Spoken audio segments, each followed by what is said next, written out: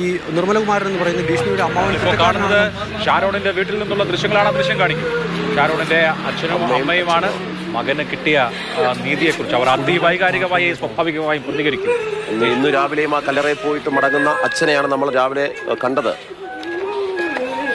ഇത് ഷാരോണിന്റെ അച്ഛനും കോടതിയുടെ ഭാഗത്ത് നിന്ന് ഗ്രീഷ്മ കുറ്റക്കാരിയാണ്, പക്ഷേ അമ്മയെ വെറുതെ വിടുന്ന തരത്തിലുള്ള നടപടിയാണ്. എങ്ങനെയാണ് പ്രതികരിക്കുന്നത്? വേറെ ഇവള് കുറ്റക്കാരി എന്നുള്ളത് കോടതി തീരുമാനിച്ചു. പക്ഷേ ഗ്രീഷ്മയുടെ അമ്മയെ ഞങ്ങൾ എന്തെങ്കിലും ചെയ്യാൻ പറ്റുമെങ്കിൽ ഞങ്ങൾ ആലോചിച്ചിട്ട് തീരുമാനം എടുത്തിട്ട് ഞങ്ങൾ ഹൈക്കോടതിയിൽ പോകും.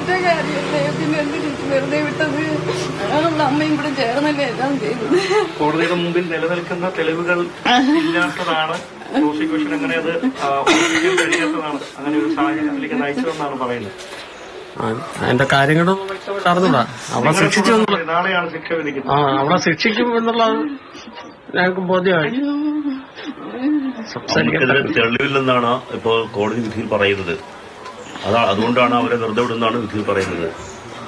ഇത് ഗ്രീഷ്മയുടെ അമ്മയില്ലേ, സിന്ധുകുമാരി, അവളെയും വെറുതെ വിടരുതായിരുന്നു. അവർക്ക് ശിക്ഷ കൊടുക്കണം, 3 പേർക്ക് ശിക്ഷ കൊടുക്കണമായിരുന്നു. 3 പേരും ഞങ്ങൾ നാളത്തെ വിധി കഴിഞ്ഞതിന് ശേഷം തീരുമാനം എടുക്കും ഹൈക്കോടതി പോകാൻ പറ്റൂല്ലോ. അപ്പീൽ പോകുന്നതല്ലേ? നാളെ ഹൈക്കോടതി ഇവിടത്തെ വിധി കഴിഞ്ഞിട്ട് ഹൈക്കോടതിയിലോട്ട് പോകും. ഗ്രീഷ്മയും അമ്മാവനുമാണ് കുറ്റക്കാരെന്നാണ് കോടതി കണ്ടെത്തിയിരിക്കുന്നത്. കോട്ടത്തിൽ ശക്തമായി നിന്നിട്ടുണ്ട് കോടതി. അതിന് ഞങ്ങൾക്ക് സന്തോഷമുണ്ട് അവളെ ശിക്ഷിച്ചതിൽ. പക്ഷേ സിന്ധുവിന്റെ അമ്മയ്ക്ക് എന്ത് പറ്റിയെന്നുള്ളത് ഞങ്ങൾ തിരക്കും. അതിന്റെ കേസിന്റെ പിന്നാലെ ഞങ്ങൾ വീണ്ടും പോകും ഹൈക്കോടതി.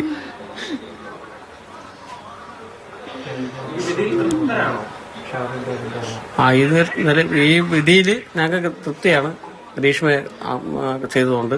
പക്ഷെ അവളുടെ അമ്മ, ഗ്രീഷ്മയുടെ അമ്മ സിന്ധുകുമാരിയെ കൂടെ ശിക്ഷിക്കാത്ത ഒരു വിഷമമേ ഉള്ളൂ. അത് ഞങ്ങൾ മാക്സിമം നോക്കും ഹൈക്കോടതി പോകാൻ.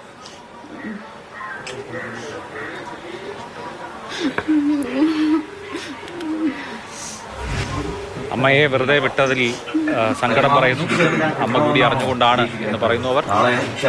ഹൈക്കോടതിയെ സമീപിക്കുമെന്നാണ് ഗ്രീഷ്മയുടെ വിധിക്ക് ശേഷം ഇപ്പോൾ ഷാരോണിന്റെ മാതാപിതാക്കൾ പറഞ്ഞിട്ടുള്ളത്. ഗ്രീഷ്മയുടെ മാതാവിനെ കൂടി ഉൾപ്പെടുന്ന ഗൂഢാലോചന നടന്നിട്ടുണ്ട്. അവർക്ക് അർഹിച്ച ശിക്ഷ ലഭിച്ചിട്ടില്ല. അവരെ വെറുതെ വിട്ട നടപടിക്കെതിരെ ഹൈക്കോടതിയെ സമീപിക്കുമെന്നാണ് ഷാരോണിന്റെ പിതാവ് ഇപ്പോൾ മാധ്യമങ്ങളോട് പറഞ്ഞത്. അവരുടെ പ്രതികരണമാണ് പ്രേക്ഷകർ കണ്ടുകൊണ്ടിരിക്കുന്നത്.